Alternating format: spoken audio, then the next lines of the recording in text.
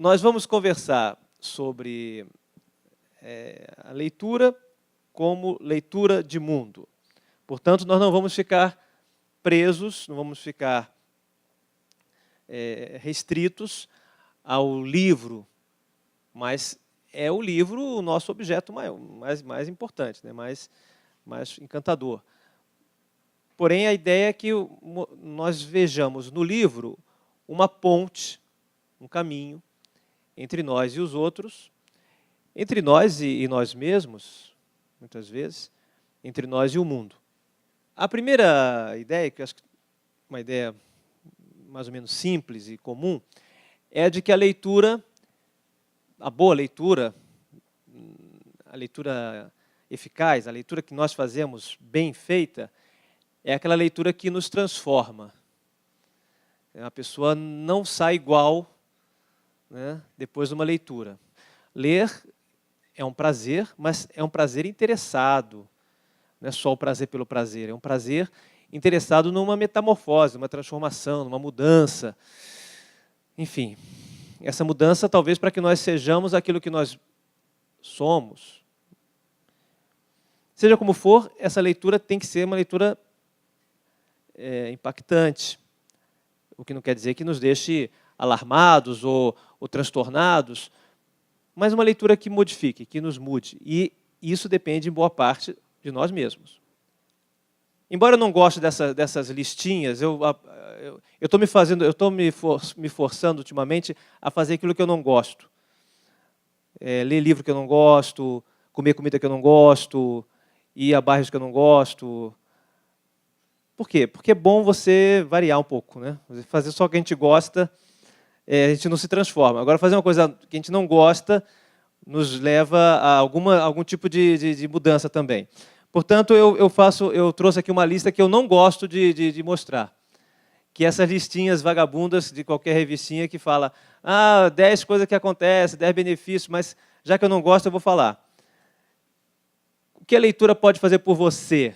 Bastam 15 minutos por dia mergulhado nos livros para você se dar melhor nos estudos e na vida. Olha, mas é verdade, hein? Solta a sua imaginação, estimula a sua criatividade, aumenta seu vocabulário, facilita a escrita, simplifica a compreensão das coisas, ajuda na vida profissional, melhora a comunicação com os outros, amplia seu conhecimento geral, liga seu sensor crítico na tomada. Quase que a leitura é a panaceia, né? Resolve tudo. Eu acredito que boa parte da nossa atividade de leitores ajuda boa parte dos nossos problemas, ajuda em boa parte dos nossos problemas. A leitura cura muita coisa. Mas dentre esses benefícios aqui, esses 9 benefícios aqui, olha que interessante, né?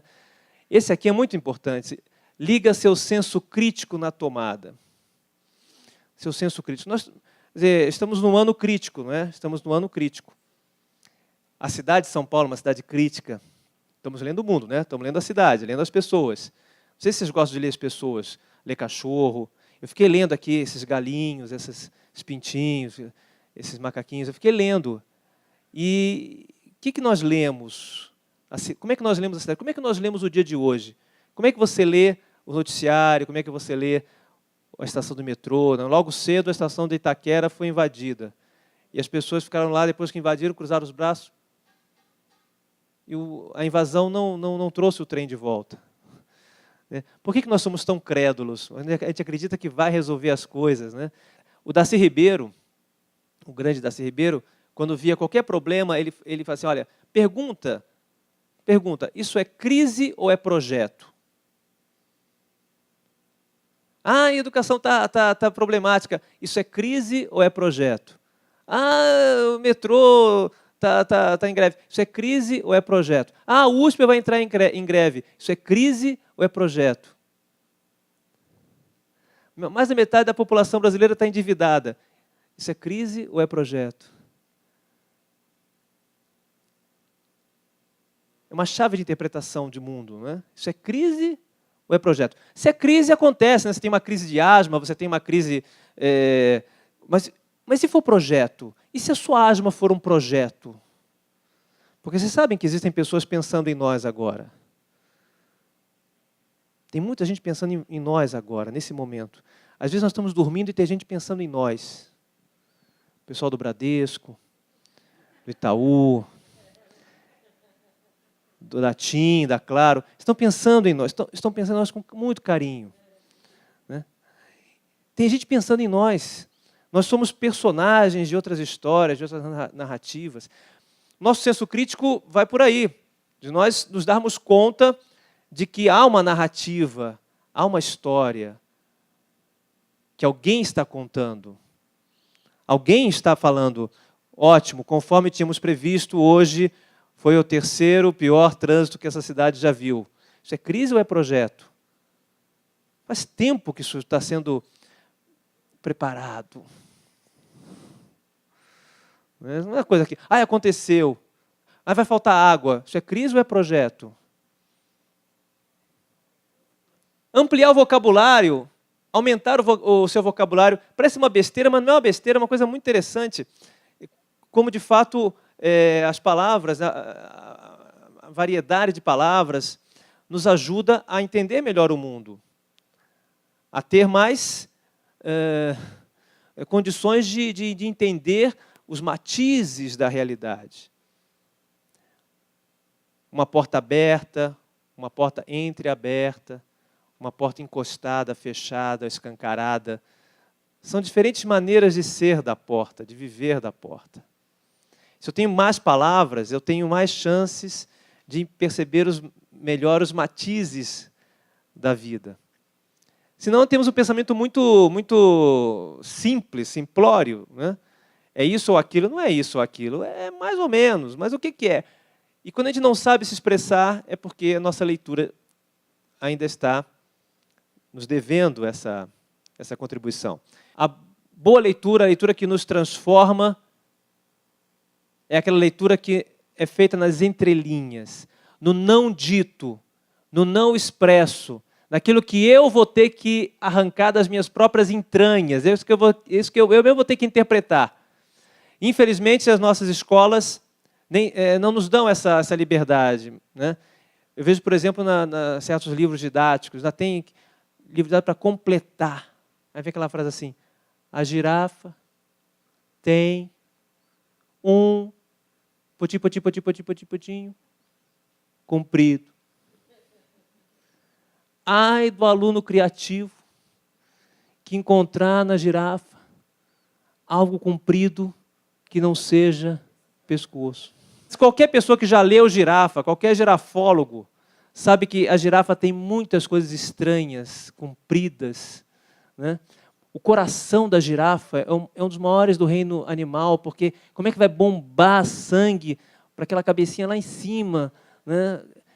É um coração imenso, é um coração generoso. Quem conhece a girafa sabe que a girafa não está reduzida ao seu pescoço, por mais comprido que seja. Mas não, preencha. Outro dia no Facebook tinha uma coisa engraçada. Assim, preencha com a palavra adequada as frases abaixo. O sapato tem solas adequada. Ele não falou para preencher com a palavra adequada, ele preencheu com a palavra adequada. Né? Tá certo ele. Né? Uma ironia, né? Pois é. Mas, de repente, o professor chega e dá 0. Quer dizer, o professor não sabe ler nas entrelinhas. Essa é a maior crítica, essa sim, que nós podemos fazer aos professores, a nós professores. Nós não sabemos ler nas entrelinhas. Não sabemos ler aluno, não sabemos ler o coração dos alunos, não sabemos ler os erros dos alunos, não sabemos ler a roupa do aluno, o arranhão no rosto do aluno, não sabemos ler o aluno. Eu digo isso não, porque eu também já fui aluno e também sofri de má interpretação. Eu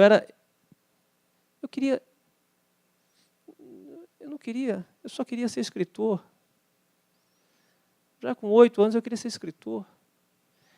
E a professora passou um tema de redação, não sei se, acho que já estava superado isso, mas lá nos anos 60, quando a gente voltava das férias, a professora pedia um tema, acho que hoje não está proibido, inclusive, fale, se lembram? É muito antigo, agora não se fala mais isso, inclusive parece que perde ponto no IDEB se pedir esse tema. E aí, mas eu tinha 9 anos, então Eu fiquei feliz, vou falar das minhas férias, escrevi lá das minhas férias, da minha mãe, do meu pai, das minhas irmãs, aquela alegria toda, bicicleta, eu tinha uma tartaruga, contei a minha leitura de mundo, não é? E estava tão orgulhoso, no dia da entrega da nota, eu falei, mamãe, passa bem meu uniforme, bem passadinho, que hoje é a entrega do Prêmio Nobel de Literatura. E aí fui lá, não sei o quê, e aí a professora, Gabriel, falei, fala, professora, vem aqui na frente. Falei, para quê, professora? Vem aqui na frente, pega esse giz, escreve aqui no quadro. Falei, escrever o quê, professora? Perguntou o Chapeuzinho Vermelho. Escreve aqui no quadro, aquilo que você escreveu na sua redaçãozinha. Aquela professora que até então me parecia uma fada, se transformara numa bruxa. Mas o que, professora, que eu vou escrever? Escreve aí, por exemplo, que você tem 3 irmãs. Eu tinha 3 irmãs, eu tinha escrito na redação, coloquei, tenho 3 irmãs. I-R-M-A-E-S.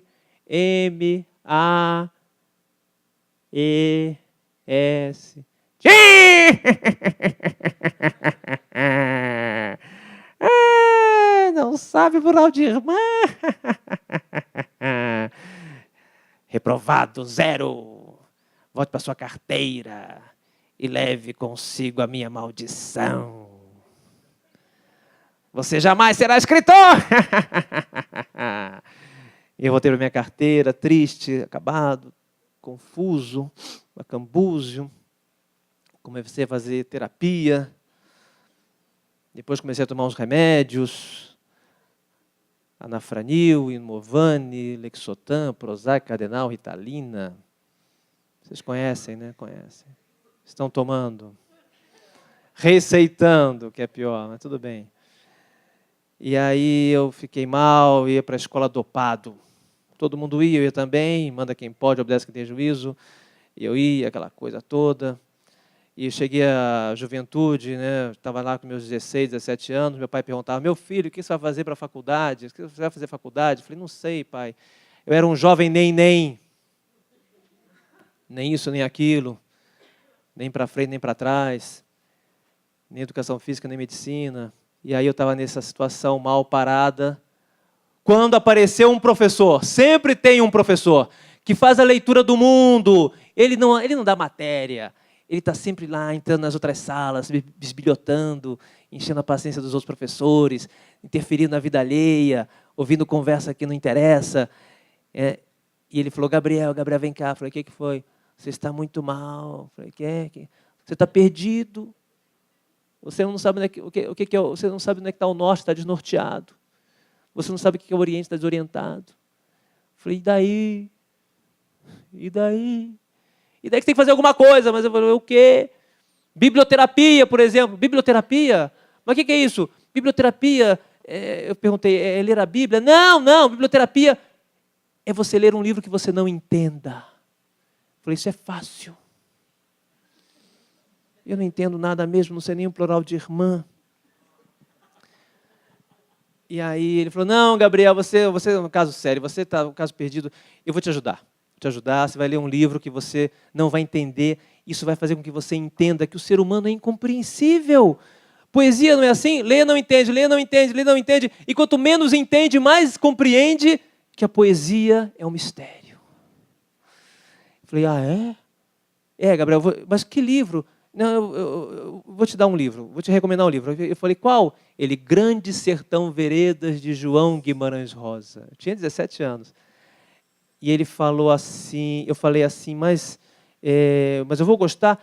Você não vai entender nada, mas é o livro que vai te salvar. Quem já tentou vai lembrar. Né? Eu estava na página 3, e tem uma frase assim, que o Riobal Tatarana solta assim, no meio da narrativa, que é assim, pães ou pães é questão de opiniões. Eu pensei, eu sou um gênio. Tive uma revelação, né? E aí eu joguei fora os remédios, cancelei a terapia e comecei a ouvir vozes. Eu comecei a ouvir João Guimarães Rosa. Gabriel, Gabriel. Aquela professora era uma analfabeta para as entrelinhas. Ela não sabia que você não tinha apenas uma mãe, mas também 3 irmãs. Você criou um neologismo, Gabriel. Leia depois o meu conto hipotrélico no livro Tutameia. Gabriel, a maldição está cancelada. Saí do transe e comecei a escrever. Meu pai perguntou, meu filho, você vai fazer que faculdade? Eu falei, papai, vou fazer letras. Ele, mas meu filho, não tinha nada de homem para você fazer, não? Eu falei, mas papai, está assim de mulher na faculdade de letras. O professor é o que aprende. O professor é especializado em aprender. Quanto mais você aprender, quanto mais você gostar de ler, quanto mais você lê, quanto mais você se tornar uma pessoa ligada, interessante, interessada, criativa, falante, brilhante, encantadora, mais as pessoas vão querer ser como você. Quanto mais sermão você fizer, quanto mais cobrança, mais obrigação, mais nota, ótimo, né? Eu fui falar isso numa palestra que era para acabar com a nota, uma professora apavorada levantou assim, mas se não tiver mais nota, que arma eu terei? Eu falei, não sei, traz uma bazuca. Quais são as suas armas, Silvânia? Quer dizer, é o seu sorriso, é a sua espontaneidade, é a música, é a sua criatividade, a sua sensibilidade. Essas são as grandes armas da educação. Não é? Eu sei que você sabe. Agradeço a todos vocês. Espero que nós nos vejamos por aí. Quem quiser mandar um e-mail, entra no site, tem contato. Agradeço de coração a paciência, o carinho de vocês e que sejam grandes leitores das entrelinhas. Muito obrigado.